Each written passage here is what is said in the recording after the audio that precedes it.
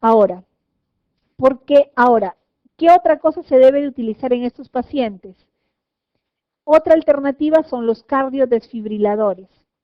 Los cardiodesfibriladores son dispositivos igual que el resincronizador, pero que van a tener, es como si tuviéramos un DEA, pero un DEA dentro del corazón. ¿Para qué pacientes? Para aquellos pacientes que han tenido un episodio, una recuperación de muerte, de parada cardíaca, perdón, por una arritmia ventricular y que tienen corazones muy grandes, con posibilidad de que me hagan arritmias ventriculares con mucha frecuencia. Entonces, en esos pacientes se le pone un cardiodesfibrilador implantable. El cardiodesfibrilador está dentro y entonces cada vez que detecte una arritmia ventricular, dispara, da un choque y sale el paciente, sin necesidad de que llegue a una parada cardíaca o que alguien lo asista externamente. Entonces, este es un tipo de marcapaso que también se pone en estos pacientes para aquellos que tienen riesgo de muerte súbita, principalmente cardiopatías isquémicas, recuperados de muerte cardíaca, y en prevención primaria, o sea, aquellos que nunca les ha pasado, nunca han tenido paro cardíaco, pero que tienen fracción de eyección menor de 35% y que están en NYHA 2-3, y que tienen ciertos parámetros en el electro, ¿no? Muy bien, este es el cardiodesfibrilador, se hace la incisión, igual tiene su electrodo, y acá está el aparatito, que es como un DEA. Y descarga solo, lee solo, ve que está en ritmo de FBDTB, descarga y sale paciente. Muy bien. ¿Alguna pregunta sobre falla cardíaca crónica?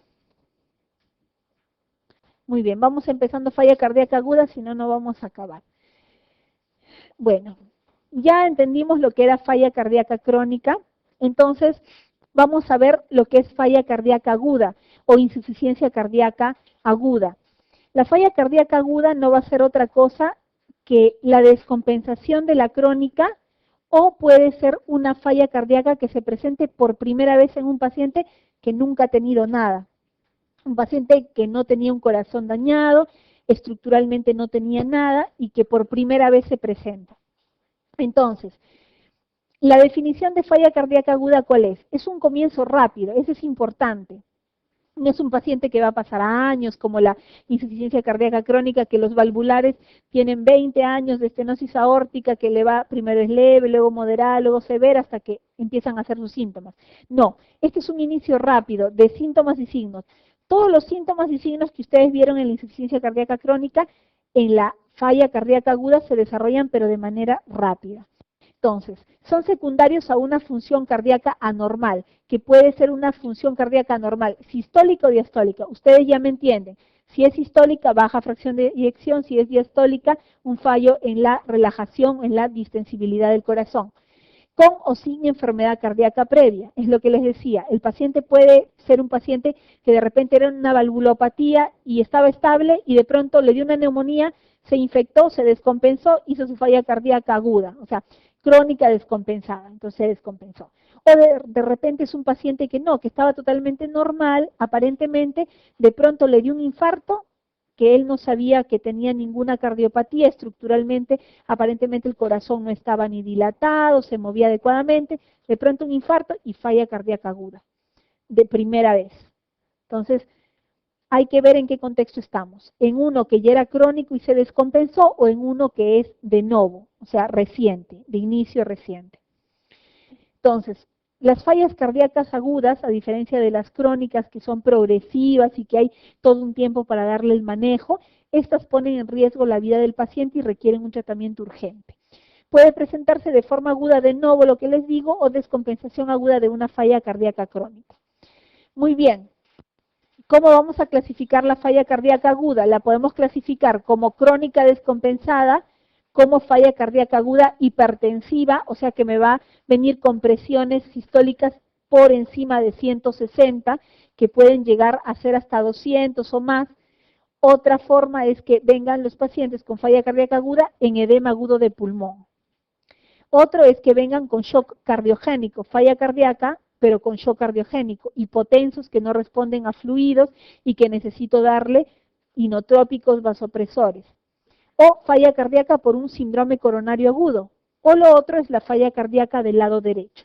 ¿Por qué? Por infarto del ventrículo derecho, por ejemplo. Muy bien. Vean aquí. Vean la clasificación que les mencioné antes, aquí en este gráfico. Falla cardíaca hipertensiva, falla cardíaca crónica descompensada, la falla cardíaca derecha, el shock cardiogénico y la falla cardíaca por un síndrome coronario agudo. Todos estos pueden cursar con edema agudo de pulmón. O sea, el hipertensivo, el crónico descompensado, el cardiogénico y el por síndrome coronario pueden llegar a ser edema agudo de pulmón. Todos en algún grado pueden llegar a ser edema agudo de pulmón. El que sí no hace edema agudo de pulmón es la falla del ventrículo derecho. Eso sí, ténganlo en cuenta, falla del ventrículo derecho no hace edema agudo de pulmón. Entonces, ahora, los registros que nos muestran que no es una población homogénea, hay una potencial superposición. O sea, puede el paciente con un síndrome coronario llegar a ser shock cardiogénico. El paciente con falla crónica descompensada llegar a ser shock cardiogénico. El hipertensivo, el crónico descompensado debutar también como una falla hipertensiva. O sea, no es que sean grupos separados, se pueden superponer. Pero lo importante es que estos 4 pueden hacer edema agudo de pulmón y el que no puede hacer edema agudo de pulmón es la falla de ventrículo derecho. Muy bien, el edema agudo de pulmón es una falla aguda, es un tipo de falla cardíaca aguda que se acompaña de dificultad respiratoria, hay crepitantes pulmonares, hay una ortopnea muy marcada, hay saturación de oxígeno por debajo del 90% al aire ambiental. Es una emergencia, hay que tratarlo cuanto antes porque el paciente puede entrar en franca insuficiencia respiratoria, con parada respiratoria y se nos puede ir el paciente. Aquí, esto es importante para que vean cómo vamos a manejar la falla cardíaca aguda. Este cuadrito, cuando yo lo miraba de alumna, a mí me asustaba porque decía tantos números aquí, acá y no sé, mucha cosa. Lo simplificamos así. La parte de aquí es congestión. ¿Qué quiere decir? No congestionado, sí congestionado. Y la parte de acá la clasificamos como perfusión. Bien perfundido, mal perfundido. Entonces, este grupo, esta línea, va para congestión. No está congestionado, sí está congestionado. O sea, estos de acá no están congestionados y estos de acá sí están congestionados. Vamos a perfusión. Estos de acá están bien perfundidos y estos de acá están mal perfundidos. O sea, estos de acá tienen presión arterial adecuada y estos de acá tienen presión arterial disminuida. ¿Sí? ¿Así me entiende? Entonces, en este grupo voy a tener un paciente que no está congestionado y que tiene presión normal. Entonces es un paciente normal. Me voy a este grupo y yo voy a tener un paciente que está congestionado, pero su presión es normal. Ah, ya, este paciente está congestionado y su presión es normal. Si está congestionado y su presión es normal, ¿yo le puedo dar diurético? Sí, le puedo dar diurético. ¿Le puedo dar nitroglicerina? Sí, le puedo dar nitroglicerina. ¿Por qué? Porque una de las contraindicaciones para utilizar nitroglicerina, ¿cuál es? Que el paciente esté hipotenso, que la presión sistólica sea menor de 90. Yo, un paciente hipotenso, no le puedo dar nitroglicerina porque lo voy a hipotensar más.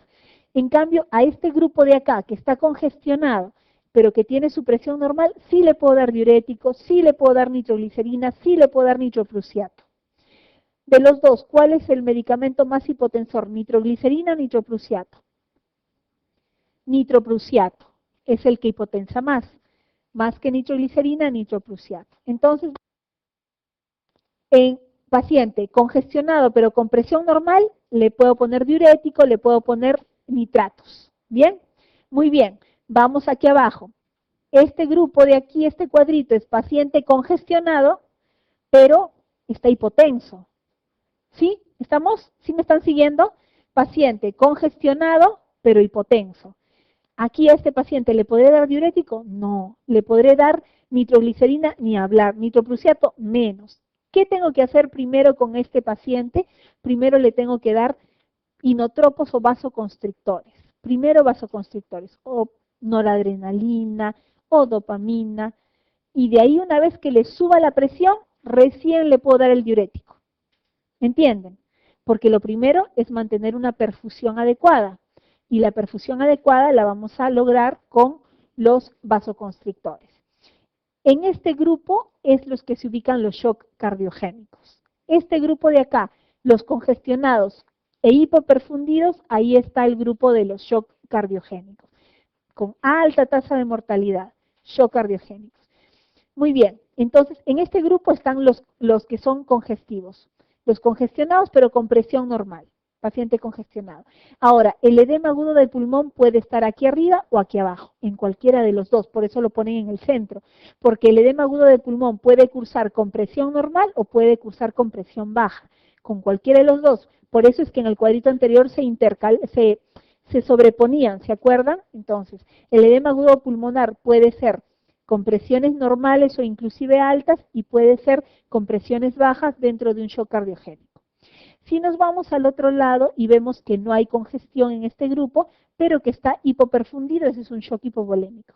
Ya eso lo maneja, bueno, no lo manejamos nosotros. Entonces, tenemos aquí congestión, shock cardiogénico, paciente normal. Esta es una clasificación hemodinámica para que ustedes se den cuenta. Entonces, lo importante que quiero que recuerden aquí qué cosa es. Si yo tengo un paciente congestionado, pero con presión normal, o sea que no está hipoperfundido, puedo ponerle diurético y puedo ponerle nitrato. Pero si es un paciente que está congestionado, pero que está hipoperfundido, o sea con presión baja, mi primer objetivo es mejorarle la presión, no es secarlo, no es, bueno, quiero que salga del edema, entonces le doy diurético. No, porque lo vas a hipoperfundir más y el paciente se va a hipotensar más y ahí fue tu paciente.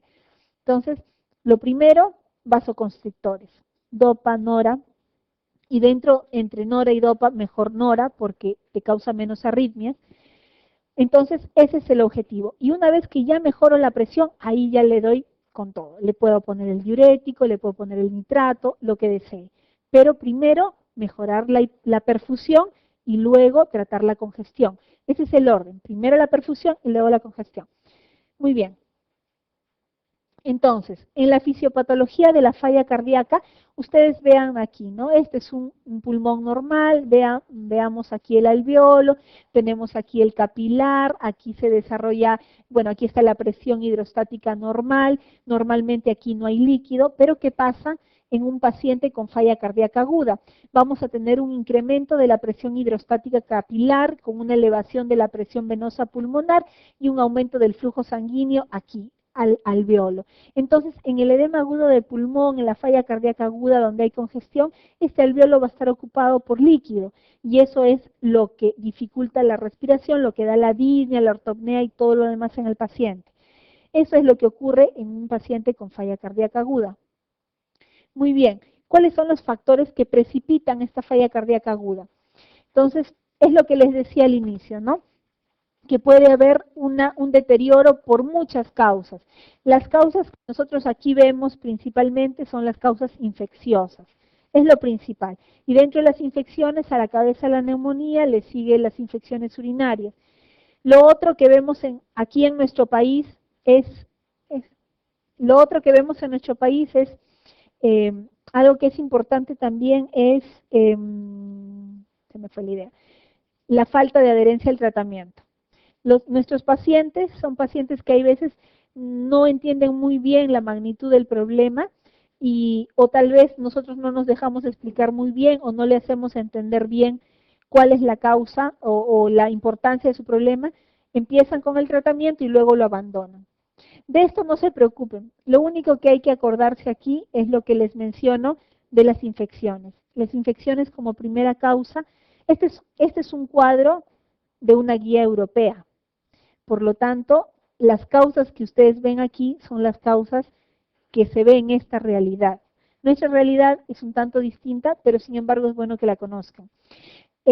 Los eventos que, miren, ustedes aquí inclusive que ellos ponen, ¿no? Eventos que usualmente conducen a un rápido deterioro, infecciones, incluyendo endocarditis infecciosa, ponen aquí, que para nosotros no es la primera causa.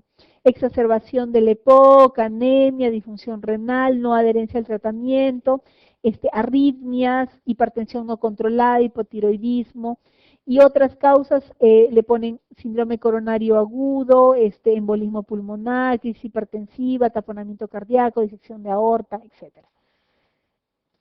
Muy bien, ¿cómo se desarrolla la falla cardíaca aguda entonces? vamos a tener dos vías, cuando hay un compromiso cardíaco, un compromiso vascular. Aquí, en el compromiso cardíaco, si yo tengo una fracción de eyección disminuida, voy a tener una disminución del volumen sanguíneo, se me va a acumular los fluidos, perdón, y voy a tener congestión pulmonar. A ver, ¿cómo es eso?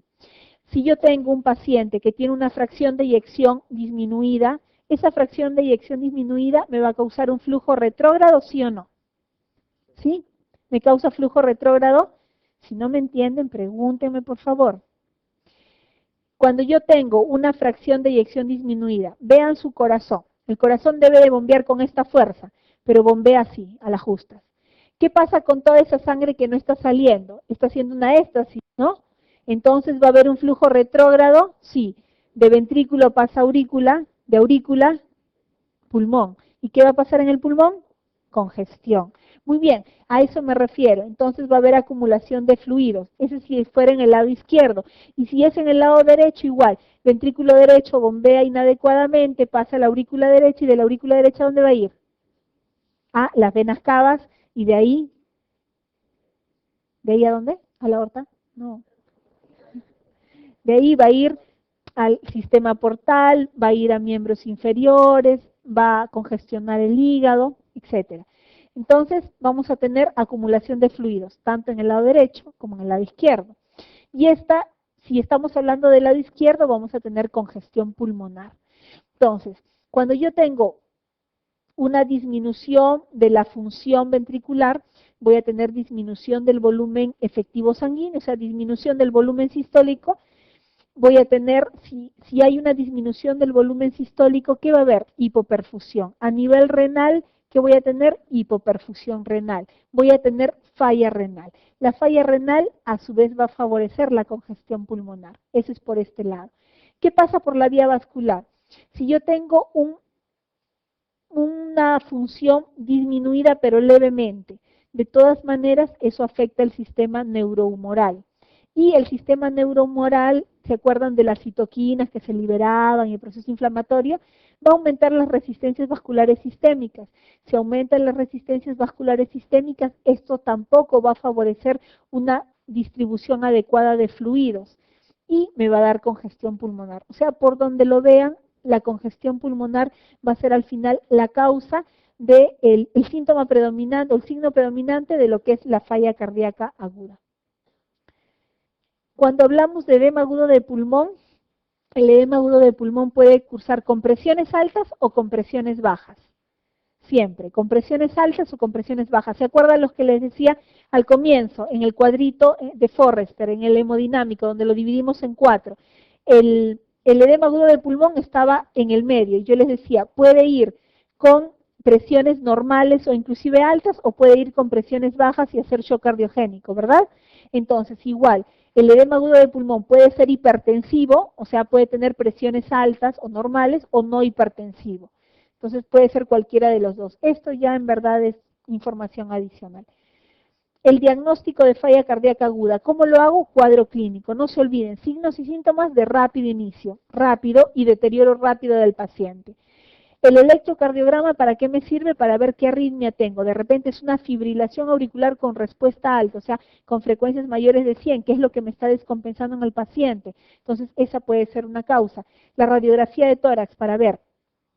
¿Qué voy a buscar en la radiografía de tórax? Está congestionado, es edema agudo de pulmón, hay un infiltrado que sea la causa, de repente la neumonía, la causa de su descompensación. En los exámenes de laboratorio, el hemograma. ¿Para qué me sirve el hemograma? Si está infectado, me va a decir si está infectado. Si de repente está con una anemia severa que también lo está descompensando, puede ser otra causa. ¿Cómo está glucosa, urea, creatinina? Función renal, ¿se ha comprometido por la hipoperfusión? Sí, no.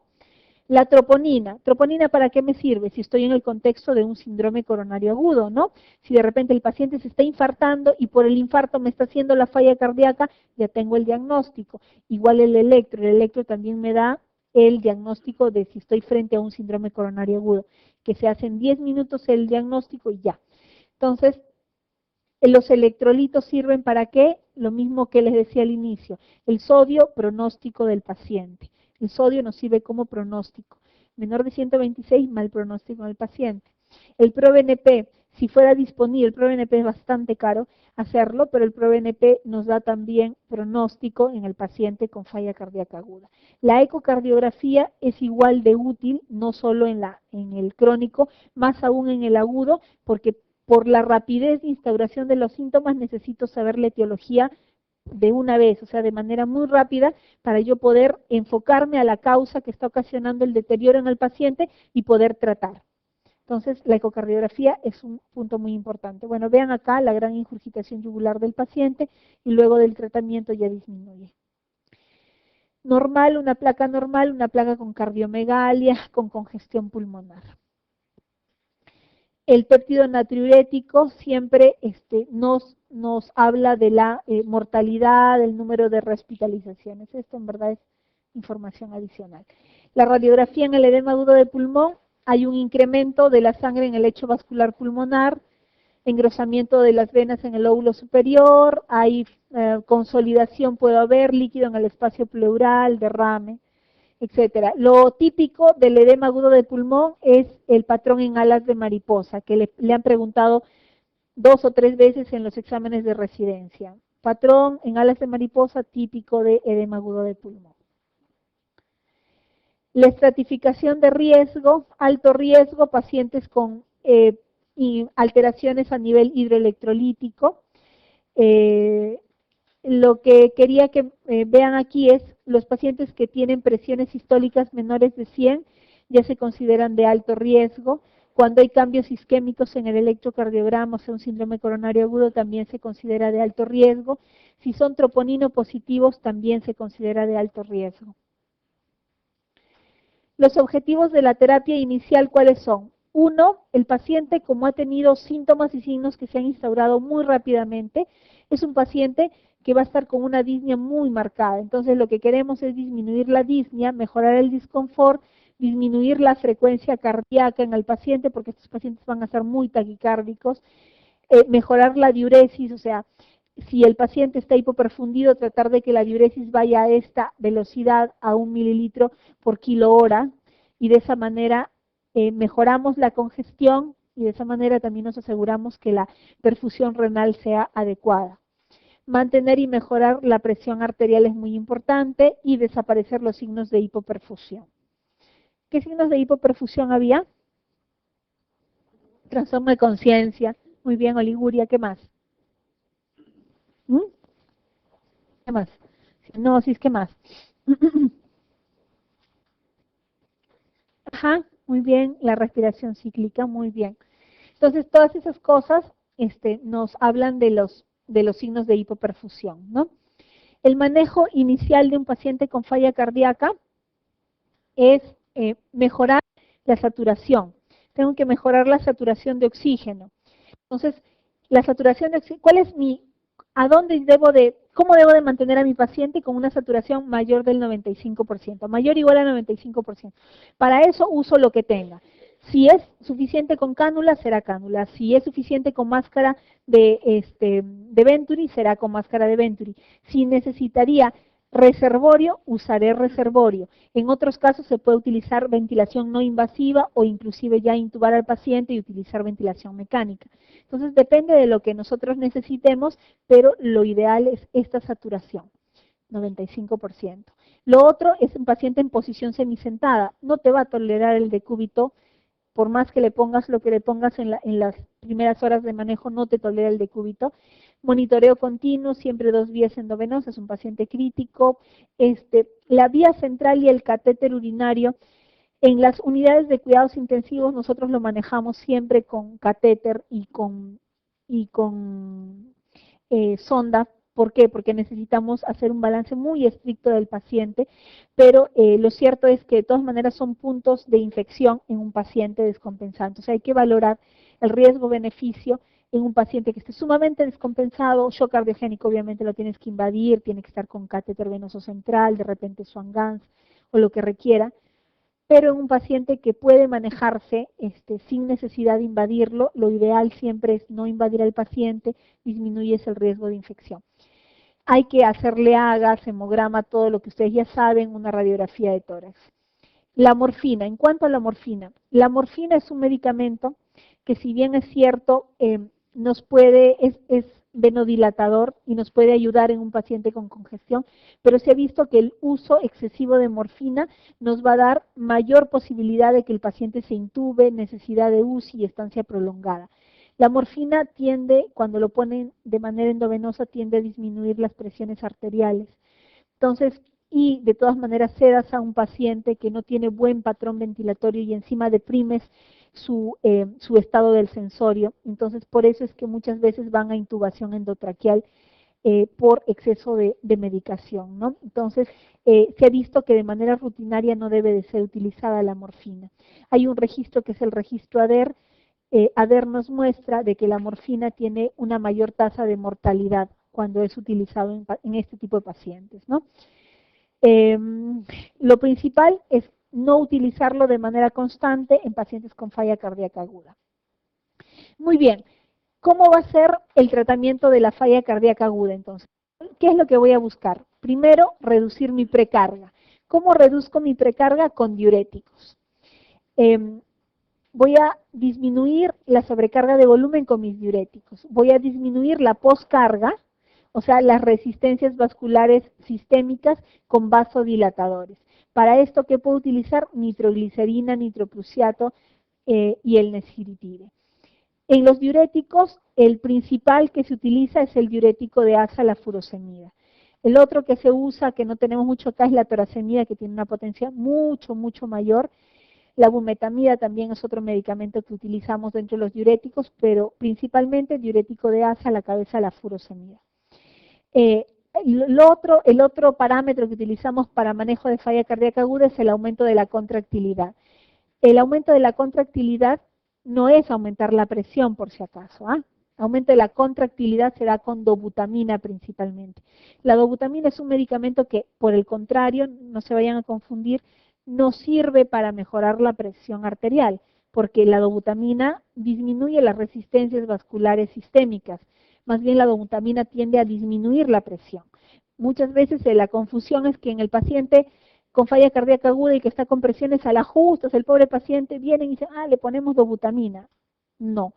Primero se maneja presiones con dopa o con noradrenalina, que esos son los que te suben la presión, que son los que te aumentan las resistencias vasculares sistémicas, y de ahí se utiliza la dobutamina. La dobutamina es para mejorar la contractilidad, pero no incrementa la presión arterial, más bien disminuye las resistencias, pero sirve para aumentar la contractilidad cardíaca, la contracción miocárdica. Entonces, dobutamina, milrinona es un medicamento que se utiliza más en congénitos, en pacientes, en pequeños, en pediátricos, en adultos principalmente dobutamina. Entonces tenemos los diuréticos. En los diuréticos hay que tener cuidado porque los diuréticos, como son diuréticos de asa, furosemida, lo que me van a causar es hipotensión, hipocalemia. ¿Qué más? En altas dosis, evitar altas dosis, hay que ir con mucha moderación porque el paciente con insuficiencia cardíaca tiene una serie de trastornos hidroelectrolíticos y si le ponemos mucho diurético y no controlamos bien el potasio, nos puede hacer alguna arritmia por hipopotasemia y ahí estamos entrando en otro terreno un poco difícil de manejar también. Los vasodilatadores para disminuir la precarga o poscarga, las indicaciones, bueno, acá nitroglicerina, dinitrato isorbide, nitroprusiato, nesciritide, podemos utilizar cualquiera de ellos, lo que más utilizamos es la nitroglicerina en infusión y el nitroprusiato, ¿no? El nitroprusiato con cuidado, que es un vasodilatador muy potente y que tira bajo la presión de una manera muy, muy rápida, así que se tiene que regular con mucho, mucho cuidado. Y el otro, para el aumento de la contractilidad, tenemos la dobutamina, que ya les mencioné, el levosimendan, la dopamina, la noradrenalina. Estos dos últimos son vasopresores y estos dos son inotrópicos. El levosimendan, el Findax que ven acá, es un medicamento nuevo, es un sensibilizador del calcio a la troponina, permite que esté unida más tiempo y de esa manera contribuye a mejorar la contractilidad cardíaca. Es un medicamento excelente, que una vez que se coloca tiene un efecto de 7 días de duración. Muy bueno, excelente medicamento para utilizarlo sobre todo en los pacientes con NYHA 4, falla cardíaca muy avanzada, en los que yo necesito darle pulsos porque y no y para no mantenerlo hospitalizado todo el tiempo, viene a recibir sus pulsos de levosimendan una vez por semana y se va a su casa. Eso se hace en algunos pacientes aquí en el Perú y en el extranjero se hace mucho. Un buen medicamento. Aquí tiene las dosis de los medicamentos, que esto ya es para efectos de conocimiento, básicamente. Y el algoritmo que les propongo aquí, ¿no? Cuando tenemos un paciente con falla cardíaca aguda, lo evaluamos, le damos oxígeno, no se olviden, el oxígeno para saturación mayor de 95, le hago todos sus exámenes de laboratorio, su radiografía, su EKG, le tomo la temperatura y veo cómo está su presión arterial. Si el paciente tiene presión arterial mayor de 160, entonces se le puede dar nitratos. ¿Se le puede dar nitratos? Sí. ¿Diurético? También, muy bien. Si tiene entre 100 y 160, también le puedo dar nitratos más diuréticos. Aquí en los mayores de 160, principalmente empiezo con nitratos. ¿Por qué? Porque está hipertenso y lo que yo quiero es bajarle la presión primero. Entonces, empiezo con los nitratos, que puede ser nitroglicerina o nitroprusiato, y de ahí le pongo el diurético. Aquí los dos le puedo poner a la par, pero obviamente con dosis de nitratos mucho más moderada que en este grupo de acá. Y si yo tengo presiones menores de 100, ¿qué voy a hacer? ¿Le pondré poner nitratos? No. ¿Diurético? Tampoco. Entonces voy a poner inotrópicos y vasopresores. Primero los vasopresores, dopa-nora, de ahí le puedo iniciar un inotrópico y de ahí recién, si hay mejoría, le podré dar el nitrato o el diurético que requiere el paciente. Bueno, esto lo pasamos. ¿Qué vamos a concluir aquí? El tratamiento de falla cardíaca debe de ser iniciado lo más antes posible. Importantísimo porque es un paciente que ha presentado síntomas y signos de rápido inicio. Nos interesa que rápido salga del cuadro. Diuréticos están indicados si hay evidencia de sobrecarga de volumen. Si yo veo que mi placa, el paciente está congestionado, está en anasarca, edema de miembros inferiores, ingurgitación, hepatomegalia, reflujo, ya pues, ¿qué más tengo? No es un paciente recontra sobrehidratado, hay sobrecarga de volumen y sí tiene indicación para diurético. Y lo único que yo tengo que pensar es mi presión, ¿cómo está mi paciente? ¿Está hipoperfundido o está bien perfundido? Para ver en qué momento inicio el diurético. Si está bien perfundido, les vuelvo a repetir, sí puedo iniciar diurético ya. Si está hipoperfundido, primero mejoro mi presión arterial y de ahí le pongo el diurético. Los nitratos son de primera línea en pacientes con presiones altas. Si las presiones están por encima de 160, entonces estoy hablando de una falla cardíaca hipertensiva. En los hipertensivos empiezo con los nitratos, que puede ser nitroglicerina, nitroprusiato. Acuérdense, el nitroprusiato es mucha más potencia que la nitroglicerina, con cualquiera de los dos, y luego, una vez que voy bajando la presión, le inicio el diurético. El uso rutinario de morfina no está recomendado. Vamos a hacer la parte de hipertensión arterial, que es un tema que también tiene muchas preguntas en los exámenes y que es bien interesante verlo. ¿Ya? A ver. Y seguramente es una patología que ustedes están viendo ahora en su práctica diaria, que la han visto desde alumnos y que hay veces no está muy bien diagnosticado y no muy bien tratado. A ver, veamos. Cuando hablamos de hipertensión arterial, vamos a tener dos grupos de hipertensión arterial. La hipertensión arterial llamada primaria y la secundaria. En la primaria, ¿qué cosa vamos a tener? ¿Qué es la hipertensión arterial primaria? Es la que no le encontramos la etiología, ¿verdad? Y en la secundaria vamos a tener unas etiologías que nos pueden dar hipertensión. En cualquiera de los dos casos, la clasificación de cómo defino hipertensión, prehipertensión, es la misma. La hipertensión se clasifica de esta manera para todos los pacientes, o sea, no es que al paciente que esté más anciano le pongo otro cuadro, al que esté más joven es otro cuadro de clasificación y al que esté en una edad intermedia es otro cuadro. La clasificación es la misma para pacientes adultos. Esta es la clasificación del séptimo reporte. Hace muchos años que estamos esperando el octavo reporte, desde el 2004 y no hay octavo reporte todavía.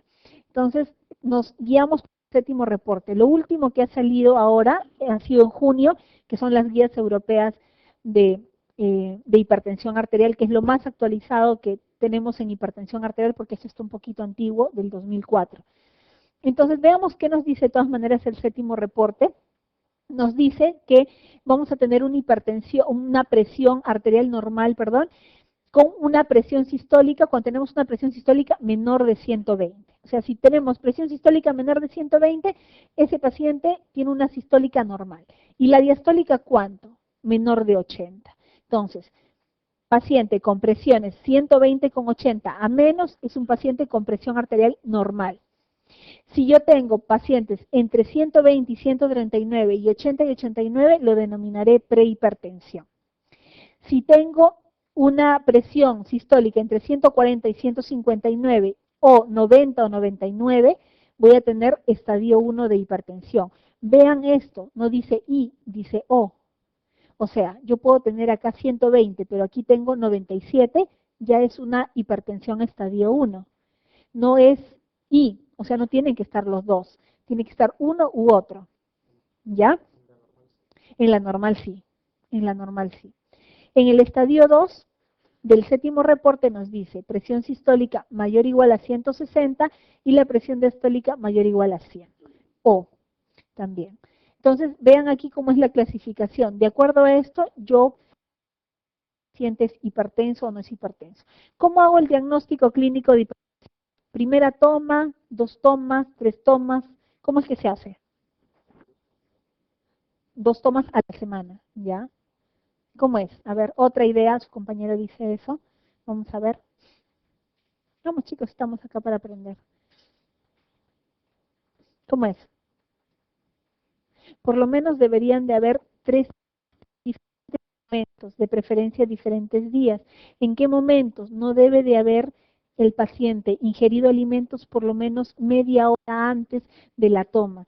Debe de haber descansado 15 minutos y ha hecho un ejercicio de caminar, un ejercicio regular, ¿no? Esa es la forma ideal de tomar la presión arterial, en posición sentada, con el brazo estirado, y la campanita, por favor, no me la pongan debajo del brazalete, así bien aplastada ya. Tiene que estar por fuera, y yo debo de palpar bien mi arteria, mi pulso para hacer la toma de la presión. No tiene que estar por debajo del brazalete. Esa es una mala técnica de toma de presión arterial. ¿Ya? Entonces, vamos a ver esto de acá. Vamos a ver esta definición. Esta definición que les digo, la que ha salido este año, 2013. ¿Qué nos dice aquí? Vean cómo cambia. El séptimo reporte nos habla de prehipertensión, de hipertensión estadio 1 e hipertensión estadio 2. Aquí nos habla de presiones óptimas, son menores de 120,80, igual la normal de 120 a 129 y de 80 a 84. La normal elevada de 130 a 139 y de 80 a 85, y nos habla de 3 grados de hipertensión. Hipertensión 1 de 140 a 159 y de 90 a 99, grado 2 de 160 a 179 y de 100 a 109, y el 3 mayor igual de 180 o mayor igual de 110. Sistólica aislada, cuando yo voy a tener una sistólica mayor de 140, mayor o igual de 140 y con una diastólica normal.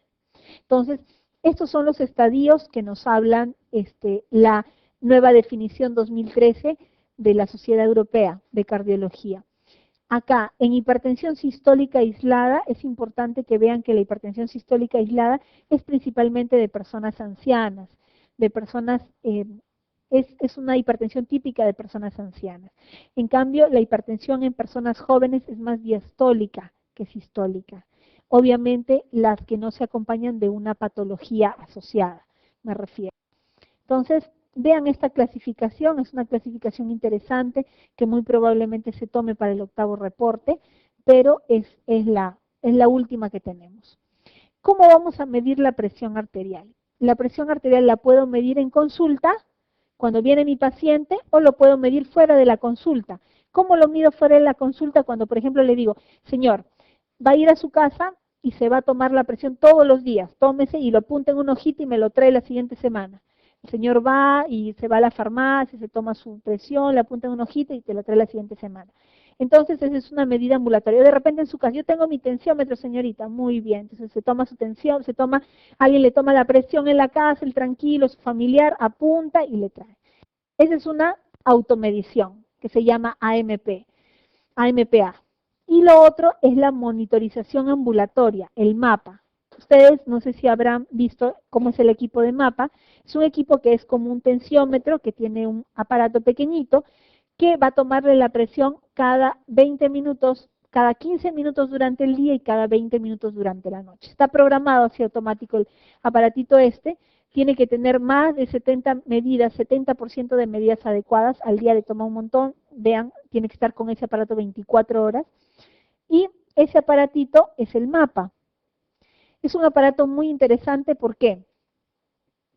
Porque yo voy a tener, los valores de presión son, la presión es un parámetro que es muy influenciable por muchas cosas. La presión arterial no es constante, la presión arterial es fluctuante. La presión arterial cambia, o sea, ustedes ahorita están sentados, salen, de repente hay un temblor pequeño, la presión se les va a subir. De repente ahorita salen y se encuentran con un amigo, la presión les va a subir. O de repente van y descansan, llegan a su casa y dicen, bueno, una siesta, se echan a dormir, la presión va a bajar. Entonces, la presión no es algo que se mantenga constante, es muy fluctuante y depende de muchos estímulos. Entonces, cuando yo tengo una presión arterial en consulta, una presión arterial ambulatoria, si estoy de día, si estoy de noche o si estoy en mi domicilio, la presión va a variar. Y aquí tenemos los límites de presión de acuerdo a en qué lugar se tome la presión arterial. O sea, si yo tengo presión arterial en consulta, yo voy a considerar que este paciente es hipertenso si va a tener más de 140 y más de 90. Pero si estoy en la casa y en la casa le toman mayor de 135, mayor de 85, eso ya es hipertensión arterial. Si, por ejemplo, es en la noche, está durmiendo, yo le puse el mapa y el paciente en la noche, veo el registro y veo que el paciente en la noche tenía 140. No, pues ese paciente ya es hipertenso. ¿Por qué? Porque en la noche un paciente durmiendo debe de tener menos de 120 y menos de 70 de presión diastólica. Esos son los parámetros que debe tener un paciente de acuerdo a el tipo de lugar donde se tome la presión y el horario en el que se tome la presión. Cuando nosotros tenemos hipertensión arterial secundaria, la hipertensión arterial secundaria es propia de pacientes jóvenes que son menores de 40 años, en los que uno está obligado a buscar otra causa de hipertensión. O sea, si un paciente viene a consulta y, por ejemplo, dice, bueno, he empezado con presiones altas, antecedentes familiares no tengo, papá, mamá, hipertenso no hay. Nosotros estamos obligados en un paciente joven a buscarle una causa secundaria de hipertensión. ¿Por qué? Por el pronóstico. Si estamos frente a un paciente que está con estenosis de la arteria renal bilateral, por ejemplo, y yo no descubro eso y el paciente con YECA, ¿qué pasará? Es una contraindicación absoluta de manejar un paciente con YECAS en estenosis de la arteria renal bilateral. Entonces, uno está a buscar una causa secundaria en pacientes menores de 40 años que vengan con hipertensión arterial. Si yo no le encuentro nada, entonces diré que es una hipertensión primaria o esencial. Ya, entonces, ¿qué exámenes yo debo de hacer? ¿O a qué debo de orientarme? ¿Tendrá enfermedad renal este paciente? Le pediré depuración de creatinina, urea, creatinina, microalbuminuria, le pediré todo eso. Este paciente tendrá coartación de aorta, entonces veré cómo están los pulsos en miembros inferiores con respecto a los pulsos en miembros superiores. Este paciente de repente tiene un síndrome de Cushing o de repente es un paciente con alguna otra, un trastorno endocrinológico. Entonces tengo que ver si el paciente toma corticoides, de repente está con un tratamiento para una vasculitis, toma corticoides y está con la presión incrementada. Entonces ya encontré la causa de la hipertensión. Entonces, o un paciente de repente con abuso de algunas sustancias que pueden ocasionarme también feocromocitoma, que es una causa muy común en pacientes jóvenes, sobre todo menores de 30 años. Entonces, busco feocromocitoma. Pacientes con hiperaldosteronismo primario, busco el dosaje de aldosterona en orina de 24 horas. Si tiene hipertensión renovascular, de repente es una hipertensión renovascular por una vasculitis, una panarteritis, una enfermedad de Takayasu, que me da también compromiso renal. Si tiene apnea del sueño, si tiene enfermedad paratiroidea. Entonces, todas esas causas hay que buscar a un paciente joven que viene con hipertensión arterial, porque muchas de estas causas son tratables. Yo las trato y la hipertensión desaparece. Entonces, uno no puede condenar a un paciente a tomar toda su vida medicación con el riesgo de que se haga daño si no he descubierto cuál es la causa de la hipertensión. Muy bien. Bueno, una vez que ya vi si mi paciente es una hipertensión primaria o es secundaria, yo le hago los estudios. El primer estudio que hay que hacerle es el mapa que ya les mencioné, un registro de 24 horas, determinar la presión arterial, se acepta 70 medidas de medidas satisfactorias, hay que incorporar a qué hora se despertó, a qué hora va a dormir, y hay que visualizar si el paciente tiene un descenso en la noche o no tiene un descenso en la noche. Esto es importante, porque nosotros normalmente, el patrón normal debería de ser el siguiente. Durante el día tenemos un estándar de presiones y cuando nos vamos a dormir, la presión debe de descender. Cuando desciende la presión, normalmente decimos que un paciente es diper o descendedor. Pero sí hay pacientes que no ocurre eso, que su curva es plana. Día igual que noche. En la noche, a pesar de que estuvo durmiendo, no descendió nada. O inclusive en otros es aún peor. Durante la noche la presión se elevó más que durante el día. Entonces, en estos pacientes, el cociente día-noche es un predictor de eventos cardiovasculares. El paciente que no es diper, o sea, lo normal es que sea diper. El paciente que no es diper es un paciente que tiene probabilidad de hacer eventos cardiovasculares, léase, un infarto de miocardio, un ACV, un stroke, todas esas eventos cardiovasculares, hay mayor probabilidad en aquel que no es diper, en aquel que no desciende su presión durante la noche. ¿En qué pacientes yo voy a indicar el monitoreo de presión? Por ejemplo, en aquellos pacientes que yo quiero evaluar tratamiento, en aquellos pacientes que vienen a consulta y me dicen, por ejemplo, doctor, me tomaron la presión el otro día y tenía 160/100. Y yo la tomo y la encuentro 120/80. Qué raro. Sí, pero me han tomado 2 veces y yo tenía dolor de cabeza y bla, bla, bla. Muy bien, vamos a hacer el diagnóstico de hipertensión, le mandamos a hacer su monitoreo y vemos ahí en el registro si es hipertenso o no es hipertenso. O por otro lado, viene el paciente y me dice, le tomo la presión y son presiones muy altas, 160/110. Pero me dice, doctora, yo traigo acá mi registro en la casa y todos los registros que tengo en la casa son normales. Y cuando yo le tomo no son normales. Entonces, hay una hipertensión que se llama hipertensión de bata blanca y que sí es así tal cual el nombre, que son pacientes que son muy reactivos cuando están en consulta frente al médico y elevan la presión. Y ese término, hipertensión de bata blanca, lo reconocen todas las guías, el séptimo reporte, la guía europea, así como tal. Entonces, también esa es una indicación para verificar si realmente la presión está controlada en su casa, como dice el paciente. Y lo otro es evaluar el tratamiento, ¿no? Le di un tratamiento y quiero ver si el tratamiento es efectivo o no es efectivo, le coloco el mapa y luego lo leo. A ver, dándole losartán 2 veces al día más hidroclorotiazida 1 vez al día, el paciente excelente, sus presiones muy bien y encima desciende durante la noche. Perfecto, se queda con el tratamiento y para eso le indicamos el mapa. Muy bien.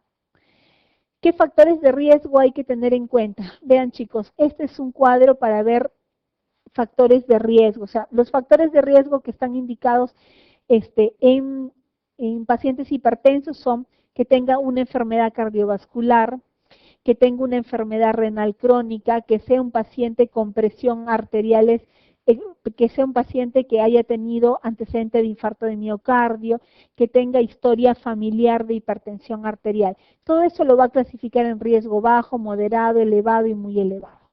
Y de acuerdo a eso vamos a clasificar las presiones también.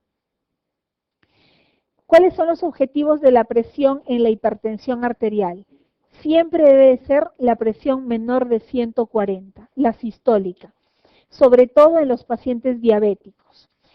Las nuevas guías nos dicen menos de 140. Ustedes seguramente tienen el concepto, al igual que yo lo tenía, de que todos los diabéticos y todos los renales deben de tener máximo 130,80, ¿verdad? Muy bien. Eh, para el examen, probablemente todavía mantengan esa formulación, pero vean las cosas que se están dando, ¿no? Ahorita lo que se dice es sistólica en un paciente diabético debe de ser menor de 140, no te piden que sea menor de 130. Y la diastólica menor de 90. Eso es lo que están pidiendo ahora. Entonces, las presiones menores de 140 está recomendado para pacientes con riesgo cardiovascular bajo, moderado y recomendado en pacientes con diabetes. ¿Ya? Eso de acá.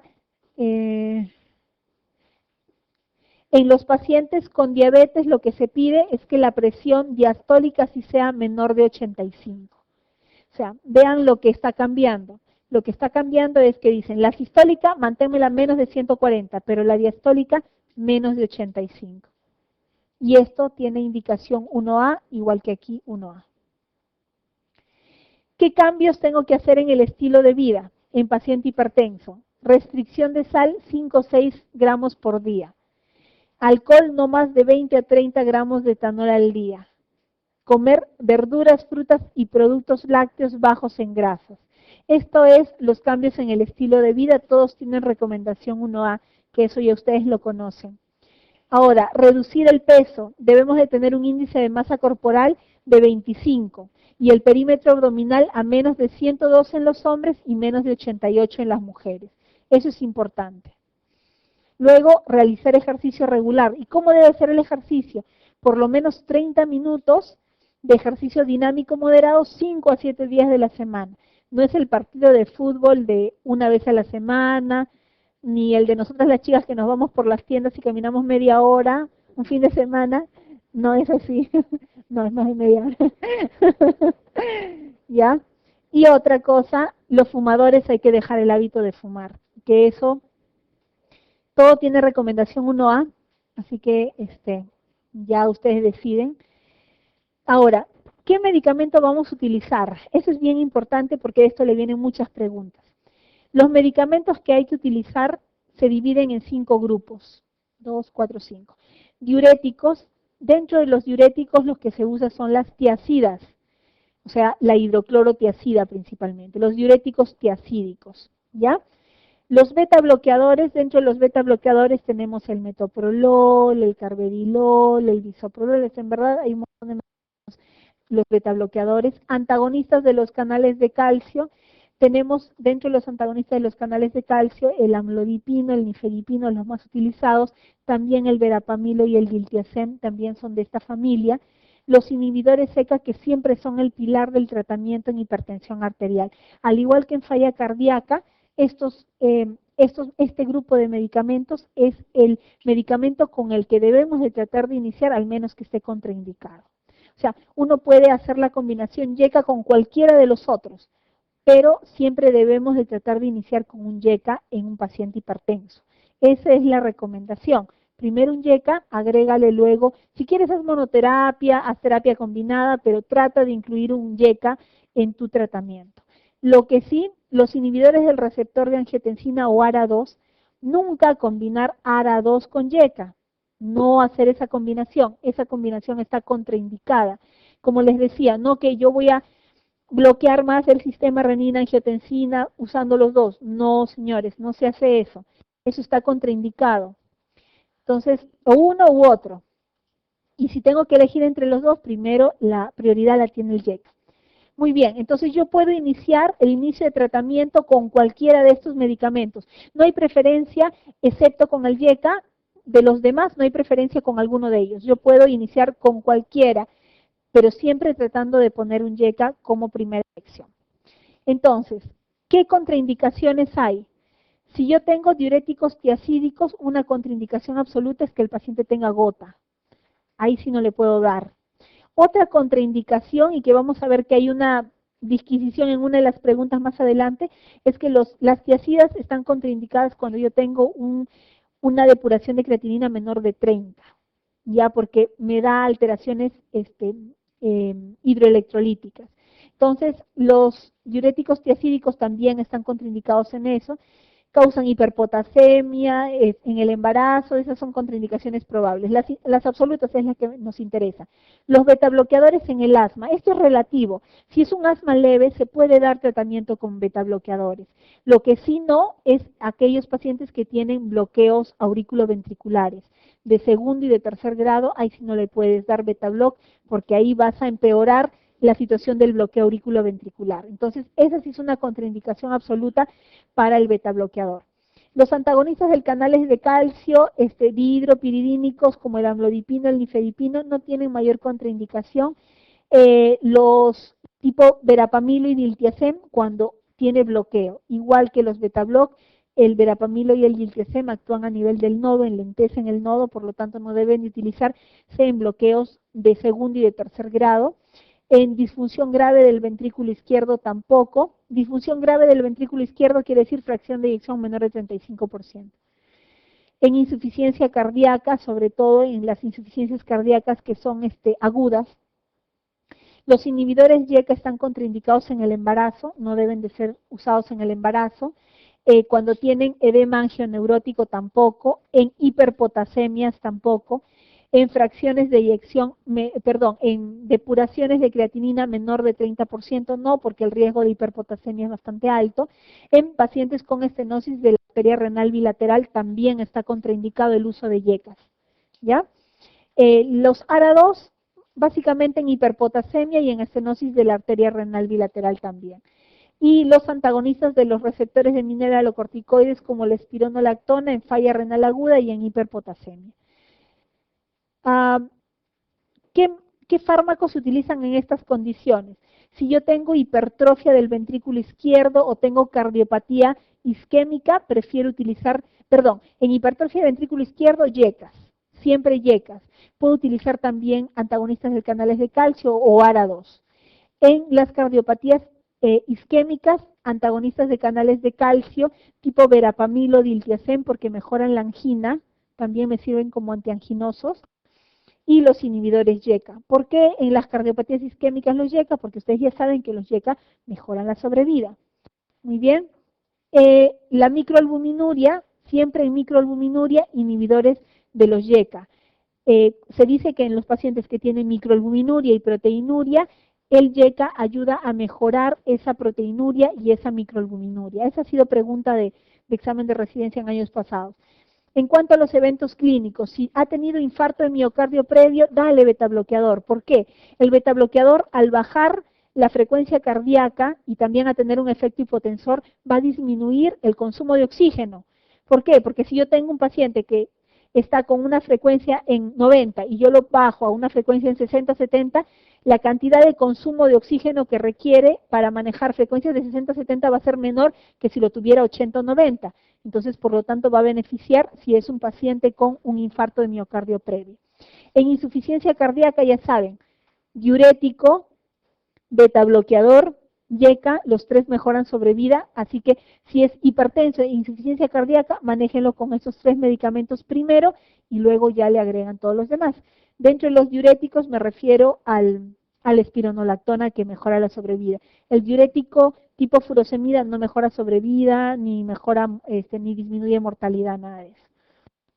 En la hipertensión arterial sistólica aislada de los ancianos, van mejor con diuréticos y antagonistas de los canales de calcio. Y en los pacientes con diabetes mellitus, siempre o YECA o ARA2. Ya en los síndromes metabólicos no se prefiere utilizar mucho diurético porque incrementan, dan un poco de hiperglicemia, entonces va mal en los pacientes que tienen síndrome metabólico o en los que tienen diabetes. No, justamente la contraindicación es, si yo tengo una depuración de creatinina menor de 30%, ya el uso de YECA, de ARA2, de espironolactona están contraindicados por el riesgo de hiperpotasemia, de hipercalemia. Entonces ya no estarían. Algunos lo utilizan cuando el paciente está en terapia dialítica, está en reemplazo, en diálisis, pero no es la indicación adecuada porque igual yo voy a tener el riesgo de hiperpotasemia. Ahí, por ejemplo, los antagonistas de los canales de calcio tipo amlodipino, puedes utilizar metildopa también, es una opción. Se manejan básicamente con esos medicamentos. Furosemida, si el paciente todavía tiene la opción de la diuresis, si está anúrico ya la furosemida no me sirve, pero básicamente podemos utilizar amlodipino, que es un buen medicamento, metildopa, que es otro buen medicamento para los renales. Pero no yecas, no ARA2, no diuréticos, ¿ya? Entonces, esto es relacionado. A ver, vamos acá. Entonces, los diuréticos, los tiacídicos, la clortralidona y la indapamida, los beta bloqueadores, los canales de calcio, inhibidores YECA, cualquier grupo es bueno para iniciar el tratamiento. Lo que les decía, no se recomienda la combinación de dos inhibidores del sistema renina-angiotensina, inclusive debería desaconsejarse. Recomendación 3A quiere decir que está proscrito, que no se debe utilizar. Entonces, bueno, ya son las... Puedo utilizar un agente único o combinación de fármacos sin ningún problema. Aquí está cómo debo de hacer la combinación de los medicamentos, diuréticos, betabloqueadores, otros antihipertensivos, YECAS. Lo único que no debo de combinar, o sea, todas las combinaciones son posibles, excepto ARA2 con YECA, la línea roja. Eso no recomendado. El resto, combínenlo como ustedes deseen, no hay ningún problema. Las líneas verdes son las que más se utilizan y siempre tratar de que el YECA esté en nuestro grupo de medicamentos. Causas de hipertensión resistente, aquí hay muchas causas de por qué hay veces hay hipertensión resistente. En la hipertensión resistente se hace denervación renal, que es una nueva técnica. En los pacientes con cardiopatías, sobre todo las isquémicas, los betabloqueadores, no se olviden, siempre los betabloqueadores van a disminuir el consumo del oxígeno. En los pacientes con ACV previo es importante que siempre la presión esté bien controlada, así tenga historia antigua o reciente de ACV o de un TIA. En los pacientes con nefropatía, a ver, ¿qué dicen los pacientes con IRC? En los pacientes se debe de reducir la sistólica a menos de 140. En los que tienen proteinuria debe de estar menos de 130. Y los bloqueadores del sistema renina-angiotensina son más efectivos para reducir la albuminuria, lo que les decía. Si tienen microalbuminuria, proteinuria, elijan un YECA. Primera opción, elijan un YECA. Muy bien. En los pacientes con diabetes, debo de tener sistólicas menores de 140 con diastólicas menores de 85. Igual, en los diabéticos, los bloqueadores del sistema renina-angiotensina mejoran la microalbuminuria o la proteinuria. Esto de los ancianos lo pasamos. En las mujeres hipertensas, ¿qué debemos de hacer en las mujeres hipertensas? En el embarazo, las presiones mayores de 160 o mayores de 110 ya se debe de dar tratamiento. Y el tratamiento en las mujeres, en el embarazo, mujeres hipertensas, metildopa, hidralazina, son los medicamentos de elección. Contraindicado utilizar YECA y utilizar nitratos tipo nitroprusiato. Contraindicado en el embarazo. En mujeres en edad fértil no se recomienda utilizar YECAS, deberían de evitarse.